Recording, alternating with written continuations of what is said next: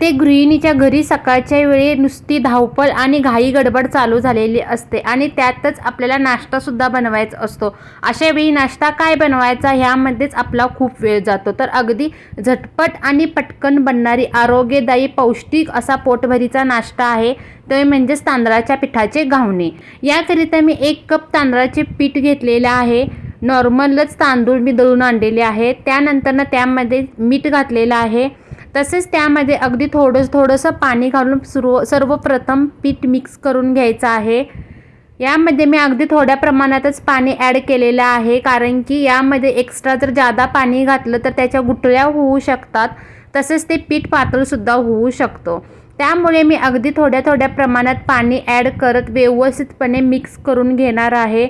पीठ अगदी व्यवस्थितपणे मिक्स करून घेतलेलं आहे. तुम्ही बघू शकता या पिठामध्ये अजिबात गाठी किंवा गुठळ्या होऊ द्यायच्या नाहीत. एकसारखं सतत हलवत आपल्याला हे पीठ पूर्णपणे मिक्स करून घ्यायचं आहे. एकदम पौष्टिक असे घावणे बनवायचे असेल तर तुम्ही यामध्ये काही भाज्या ॲड करू शकता. यामध्ये तुम्ही गाजर किसून वापरू शकता, तसेच बीटसुद्धा किसून वापरू शकता. त्यानंतर एकदम असा बारीक चिरलेला कांदा आणि टॉमॅटोसुद्धा वापरू शकता. या सर्व भाज्या घातल्यामुळे घावणे तर अप्रतिम बनतात, शिवाय त्याला टेस्टसुद्धा अप्रतिम अशा चवीची येते. यामध्ये मी काही भाज्या ॲड केलेल्या नाही. त्यानंतर पीठ व्यवस्थित मिक्स झाल्यानंतर त्यामध्ये मी किसून घेतलेला आहे हिरवी मिरची. तुम्ही त्याची पेस्टसुद्धा हिरव्या मिरचीची यामध्ये वापरू शकता. तसेच त्यामध्ये बारीक चिरलेली कोथिंबीर आणि थोडंसं चवीकरिता मी जिरेसुद्धा वापरलेले आहेत. सर्व साहित्य आपल्याला जर तुम्ही भाज्या घालणार असाल तर एकदम पूर्णपणे व्यवस्थित मिक्स करून घ्यायचं आहे आणि 10 ते 15 मिनिटांसाठी रेस्ट होण्याकरिता ठेवायचं आहे. तुम्ही बघू शकता की त्यानंतर पीठ थोडंसं जास्त घट्ट वाटत होतं, त्यामुळे मी पुन्हा एकदा त्यामध्ये पाव वाटी पाणी ॲड केलेलं आहे आणि घावणे बनवण्याकरिता हे पीठ आपल्याला परफेक्ट झालेलं आहे. त्यानंतर व्यवस्थितपणे पूर्णपणे मिक्स करून झाल्यानंतर मी घावणे बनवण्याकरिता तवा गरम करण्यासाठी ठेवलेला आहे. तव्याला अगोदर मी यामध्ये तेल लावून घेणार आहे. अगदी मध्यम गॅसवरती हे घावणे आपल्याला बनवून घ्यायचे आहेत. तवा बऱ्यापैकी तापलेला आहे. त्यानंतर यावरती मी घावणेसुद्धा घालून घेणार आहे.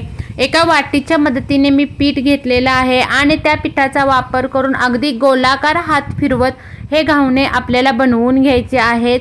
त्यानंतर त्यावरती मी अगदी थोड्याशा प्रमाणात तेल टाकलेलं आहे. तुम्ही यामध्ये तुपाचा किंवा बटरचा सुद्धा वापर करू शकता. 1 ते 2 मिनिटाकरिता मध्यम गॅसवरती मी हे घावणे भाजण्याकरिता ठेवलेले आहेत. अगदीच पूर्ण बाजूने जेव्हा घावणे सुटू लागतात तेव्हाच आपल्याला हे घावणे पलटी मारून घ्यायचे आहेत. तुम्ही बघू शकता की घावण्याला अगदी अप्रतिम अशी जाळीसुद्धा पडलेली आहे. दिसायला एकदम अप्रतिम दिसत आहेत. पूर्ण घावण्याला जाळी पडलेली आहे, तुम्ही बघू शकता, आणि एकदम मऊ आणि लुसलुशीत असे बनलेले आहेत. अशा प्रकारचे सर्व घावणे मी पूर्णपणे बनवून घेणार आहे. त्यानंतर घावण्यासोबत खाण्यासाठी आपल्याला चटणी बनवून घ्यायची आहे. चटणी असेल तर घावणे खाण्याची मजा काही वेगळीच असते. तर चटणी कशी बनवायची ते सुद्धा व्हिडिओमध्ये आज आपण पाहणार आहोत. घावणे तरी अप्रतिम असे बनवून तयार झालेले आहेत. तर आता आपण चटणी बनवण्याकरिता ओला नारळ मी फोडून घेतलेला आहे.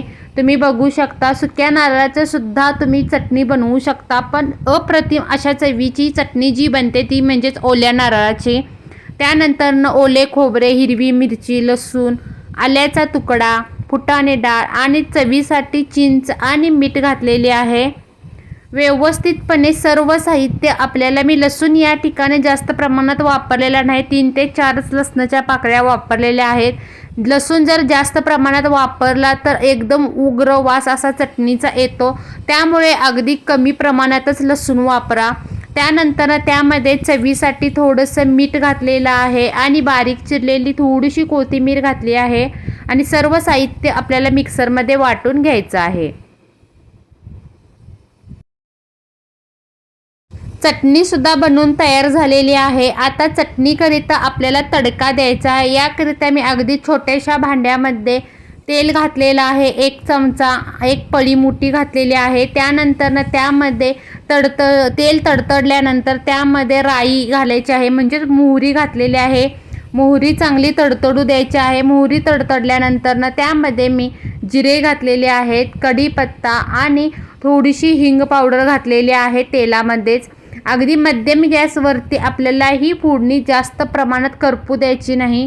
व्यवस्थितपणे मिक्स करून घेतलेली आहे आणि त्यानंतरनं तडतडलेली ही फोडणी आपल्याला तयार केलेल्या खोबऱ्याच्या चटणीमध्ये मिक्स करून घ्यायची आहे. अशा प्रकारे जाळीदार घावणांच्या सोबत मस्त अशी खोबऱ्याची चटणीसुद्धा बनवून तयार झालेली आहे. अगदी सकाळच्या घाई गडबडीमध्ये झटपट आणि पटकन बनणारी ही रेसिपी आहे. जाळीदार अप्रतिम अशा चवीचे घावणे आणि सोबत चटणी. एकदम कमी साहित्यात झटपट आणि पटकन बनणारा हा नाश्ता आहे. अगदी लहानांपासून मोठ्यांपर्यंत सगळ्यांना आवडेल ही रेसिपी. अशाच नवनवीन रेसिपीसोबत आपण पुन्हा भेटू नवीन एका व्हिडिओमध्ये आणि नवीन रेसिपीसोबत. तोपर्यंत एन्जॉय करा मऊ लुसलुशीत जाळीदार घावणे आणि सोबत चटणी. तुम्हाला ही रेसिपी कशी वाटली? आवडल्यास माझ्या A1 तडका या चॅनलला नक्की शेअर, सबस्क्राईब तसेच कमेंट करायला विसरू नका. तसेच हा व्हिडिओसुद्धा तुम्ही तुमच्या मित्रपरिवारासोबत शेअर करायला विसरू नका. धन्यवाद.